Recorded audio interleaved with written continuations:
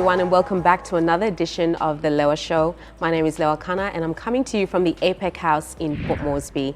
And I have a guest here with me today, Steven Kilage. How are you? Pretty good, thank you. Thank you, Lewa, for having me on the show today. Thank you. You scrub up really well. Thank you, thank you. You're not so bad yourself. Thank you, thank you. I've heard a lot about you, so it's wonderful to have you with me on set today.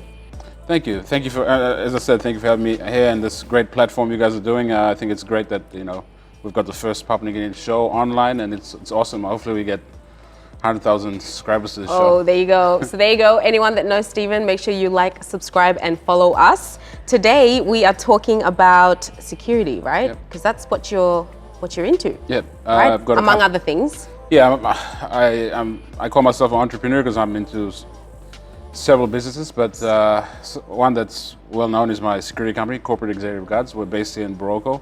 We've been operating for 10 years. And then my other company, Red Rock Bar. Red Rock Bar, it's more yes. fun. I had no idea, right? Just before this, I was told that you owned Red Rock Bar. But we're coming to Red Rock Bar next. Yeah, definitely. Shoot the show there. Did you hear that? Yeah. Sorry to put you on the spot there. All right, so as Director of Corporate Executive Guards, when you were going into this, was this something you planned, security? Did you see a need here in the country, or did this opportunity just stumble into your life? It kind of stumbled into my lap. I was doing, I was running my gold operation up in Kaindi in Bulolawau, and I was escorting my own gold back. I had an exporting company called Kilage Gold, and we needed to bring our own gold up to Ley, then to Moresby. So I had my own boys. We're doing 2 escorts runs with our own cars and fleets, and then ended up doing it for some mates. And some of my mates needed escorts, and then it turned out to be a business. So yeah, and then we're currently looking after Big Rooster, one of our biggest clients since we started. And then a lot of corporate houses. We do a lot of pickup drop-offs and that kind of business. It's become challenging over the years in Moresby because of the increased crime rates, but it's nothing really serious. It's all arm hold-ups and little petty theft and stuff like that. Yeah, petty crime. So with like you said, you were providing security for the transportation of your gold. How long is that trip? Is that? From Kaindi to Wow itself, it's about two hours. Okay. That's the old Bulldog track, and that's just the roughest road. Yeah, it's not like I've heard, yeah. And then from there, it's another 4 hours from Wow to Lake, and we needed about a convoy of 4 cars. It's very involved. Like it requires a lot of. Needs a lot of training. A lot of, especially my men need to be trained properly. Scenarios. If you get held up, what do you do? Different scenarios, similar to pilots. Right. If an accident happens, what do you do? Those kind of scenarios we play along the road. We had some engagement, but our boys were trained enough, so we got out of most of those situations because we're talking about large amounts of gold that we bring up. So in your experience, you've said 10 years. What do you think in terms of security in our country? Is unemployment a contributing factor to that?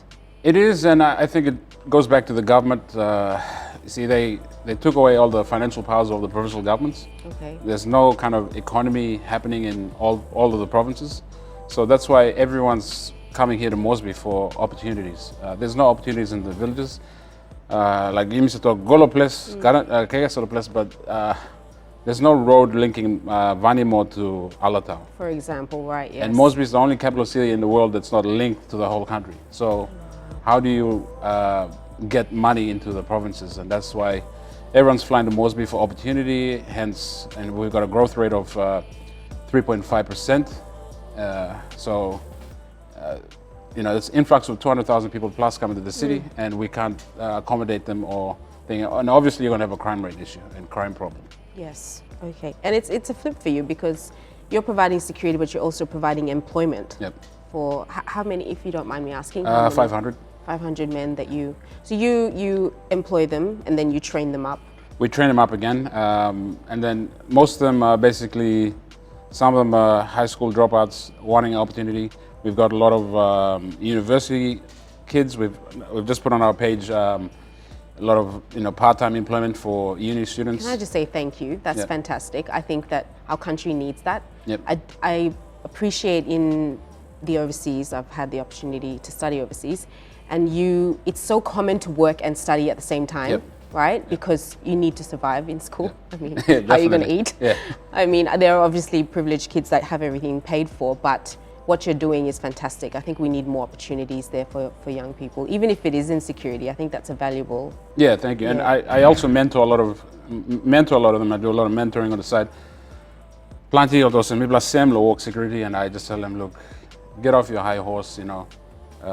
Like when I finished school, I was working as a waiter, and I that's what I started told cleaning. them. Yeah, cleaning, right? cleaning Yeah, rooms, yeah, waiter. yeah. So like if you think you're too high and almighty, you're never gonna get anywhere. You don't want to get your hands dirty. So that's what we tell the guys. You're starting to be a doctor, but like work security guard. It's we had five students who've now actually graduated and they're doctors, and they came back and said, thank you for giving me the opportunity to be a security guard. It kind of opened my mind up. I don't ever want to be a security guard, but kind of opened my mind up to, you know, how life is, you know. It's a holistic approach to growth, really. We will stop there. I've got a few more questions for you. You might hopefully get some coffee into your cup. You are watching the Lewa Show. We'll be right back.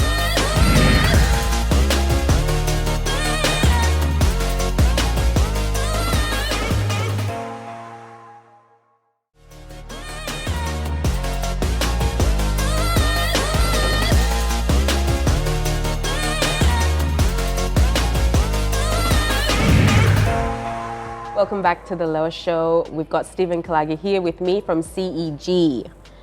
That has a really good flow to it. CEG. I like it. Or KEG. KEG, nice. So crime rates, we were talking about crime rates here in the city. Yep. What do you think, what other factors contribute to it? Not enough opportunities. For one, we've seen a bottleneck of all contracts in the city going to foreign companies.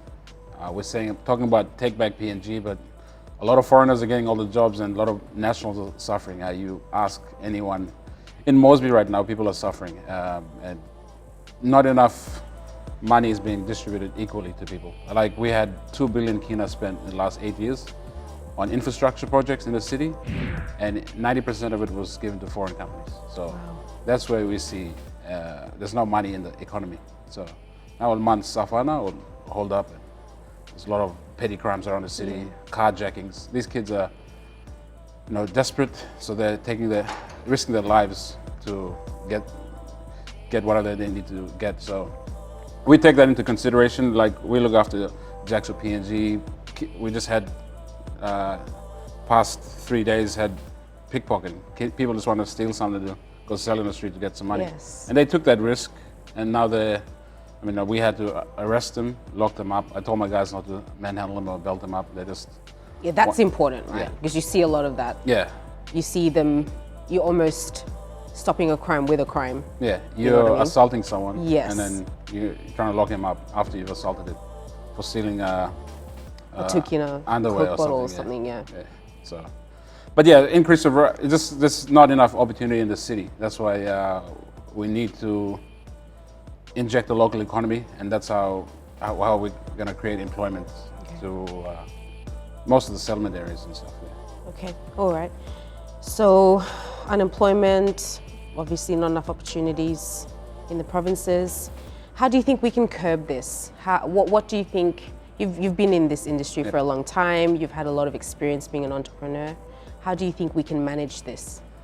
Well, if I was the Prime Minister, I'd get one loan and put it into the provinces, put money back into the provinces, allow the governors to take charge of their own provinces, create projects, and then give the projects to the local builders, local contractors, because they're going to spend money locally, and the money is going to go to local businesses. Now we've got, I've got big companies. I've got a director of a big company in Leh who put a bid in, and 80% of the companies were all Chinese companies bidding.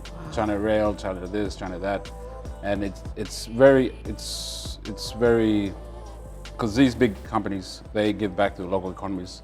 They give back to Papua New Guinea. That's why I did something about I post something about buying only PNG products. Like I buy Maggi noodles only because it's made here in PNG. I don't, because they support a lot of PNG events. Like we ask for help for any there was this outreach for people in the settlements. They always give back, and that's what we want to look at, helping Papua New Guinea business. And we've got to give money back to PNG business, or not.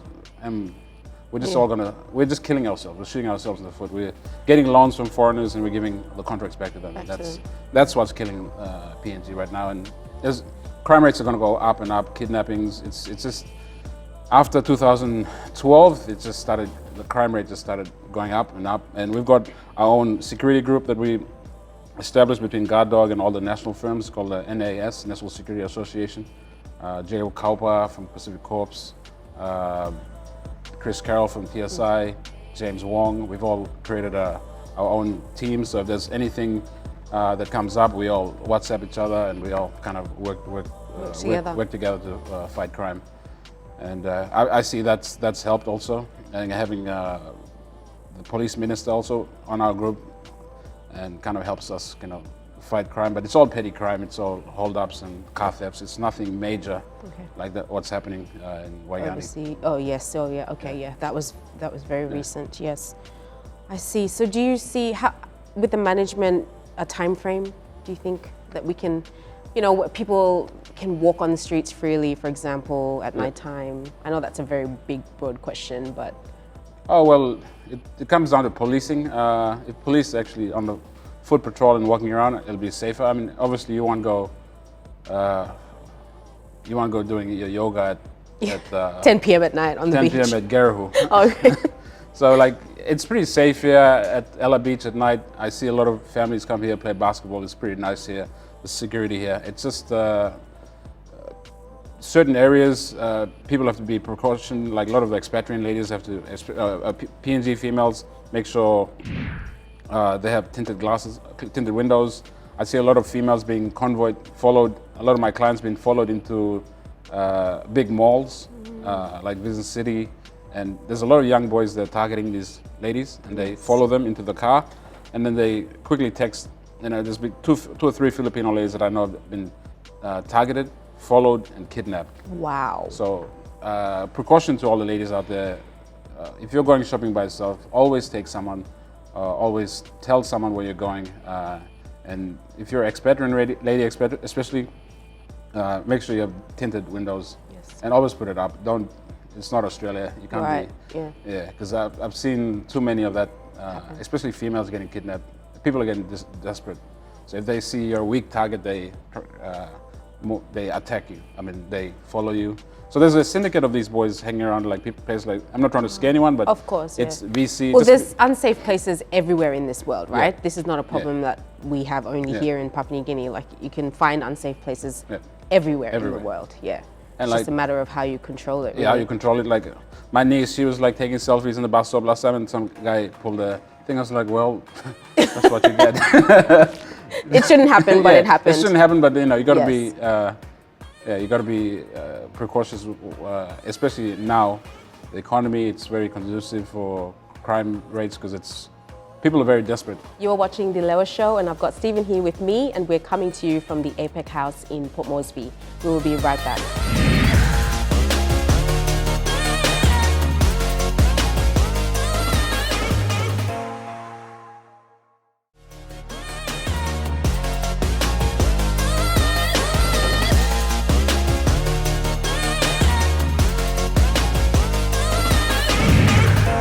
Welcome back, everyone. You're watching the Lewa Show, and I've got Steven here with me, and we're talking about security here in Port Moresby, but in Papua New Guinea in general, really. So you mentioned earlier that there's not enough opportunities in the provinces. So there's an influx of people coming into the city looking for opportunities, and therefore, if there's not enough opportunity, crime rates increase. Do you think that by sending everyone back to their respective provinces, not everyone, people that don't have employment here, do you think that will curb some of the crime rate? Yeah, it can curb the crime rate, but I think it kind of comes down to the rights as citizens of this nation.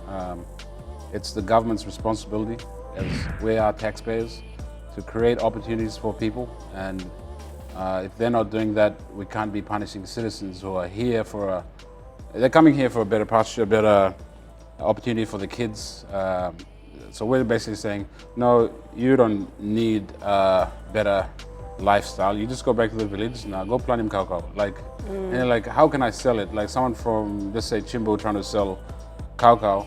There's no market. There's no market in Chimbo for people to buy cacao. People grow their own cacao. So if they want to sell the produce, they can't because there's no road coming to Port Moresby. They've got to.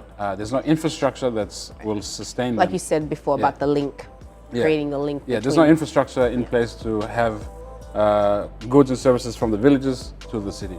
So if there's infrastructure there, people will be happy to live in the village and come to the city once a week to sell the stuff and go back to those big supermarkets. Right now, they're basically paying for ships to bring all the goods back. So yeah, sorry, to answer your question, it doesn't solve the problem. It just not immediately. Not immediately. It's just a band-aid fix. Right. If you want to fix it, you got to put money back into the provinces. You got to actually do some hard work instead of making great speeches. Right. Okay. So tourism and security. Yep. How can we encourage people to come here so they feel safe? Oh well, firstly, I tell everyone, especially my family and friends, when tourists come, smile. Like that's something, you go to Fiji or whatever, everyone's smiling and like, hello, bula. Everyone's Fiji, happy. So that's something you do get some unfriendly faces as every soon now as and you walk again. into Moresby, everyone's like serious. So like, if we got to teach people how to smile. Probably if you go to like a restaurant here, Duffy's, I just mention Duffy's because when I walk in there, everyone from the security guys like, hey, high five, that's true. Yeah. And that's what we need to be doing. Make people more welcome to come here. Maybe open up the skies a bit. Allowing other airline industries to fly in. Like there's a lot of great places in Papua New Guinea, but it costs too much to fly in. People would rather fly to Buka. They've got beautiful islands in Buka, Alatau, Kavieng. I've been now looked at Moliama. All these places are really good. But well, I've just come from Madang and everyone was so nice. Yeah. Like I feel like everyone was smiling and everyone just makes everyone feel welcome. And the tourism numbers there are actually, I mean, obviously there's been a decline in tourism everywhere in Papua New Guinea, but in Madang at that point in time, it was just filled with tourists and it was really great. Like everyone was just having a good time and it was... And it's much more laid back, relaxed. Yes, it's similar to Kavieng and Buka. It's so laid back, you can just walk around in your thongs. I think the flights are a bit expensive, but kind of keeping tourists away because if you look at us compared to Bali or Philippines, Australians would rather fly there because it's about $300 from return sometimes, PNG, like you're paying 2,000-3,000. And they got rid of that direct flight too. Anyway, that's a different topic. So where can people find you if they need your services or they want to find out more about what you do? Well, all my links are just here. It's too long. It's all around here somewhere. Yep, Facebook. So you're on Facebook. I'm on Facebook, Instagram, and Facebook, Instagram, and YouTube. So. And we'll have an email address as well if people want to request your services for security. Any final words before we go? No, it's been great being on the show, and hopefully I'd like to see more of the show, and hopefully it will grow and get bigger and better guests here, and good luck to you guys. We'll hopefully have you back on for another episode. All right. Well, there you have it, Steven Kilage, Director of Corporate Executive Guards, a security firm and also an entrepreneur. And can I just mention, he actually does own Red Rock Bar. So we've said to film out there and we can't wait to, I'll put you on the spot. But free shots, free tequila shots. I think the team is celebrating now. And Red Rock whiskey. You got to try the whiskey. Oh, okay. Yeah. So no PG allowed and no viewers under the age of 18 for that one. You're watching The Lewa Show, everyone. Thank you for joining us. That's been another edition of The Lewa Show. If you want to know more about what Steven does, you can find out here from all the links. Do follow him on Facebook and also reach out to him by email. Thank you so much for joining us here at the APEC House in Port Moresby. I'm Lewa Show, and we'll see you next time.